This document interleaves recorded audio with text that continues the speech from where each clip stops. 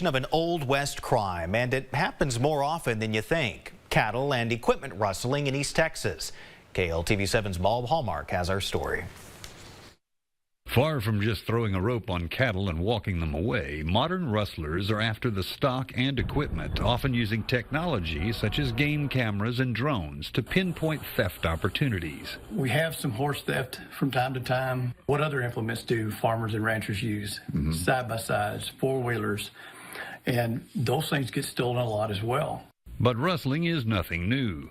It is indeed much more prevalent than the average person thinks of it. Between 30 and 50 cases a year. In the last month, there have been attempts at thefts in Rusk County of livestock and farm and ranch equipment. Our second tractor theft was actually down on the southern end of the county, outside of my enterprise. But the would-be thieves in this case lacked a critical piece of information.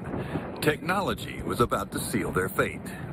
Game cameras, and one of them gets tripped. So he calls law enforcement, who lives right down the street from there, who actually also is a drone pilot. The drone was giving us live footage. With camera and drone imagery, the suspects were quickly captured, and the sheriff knows where a lot of what is stolen is headed for. It's a network. It's automobiles that are going across the border, farm implements that are going across the border, cattle in some cases. The complete gamut of theft can be traced, in some cases, to the border.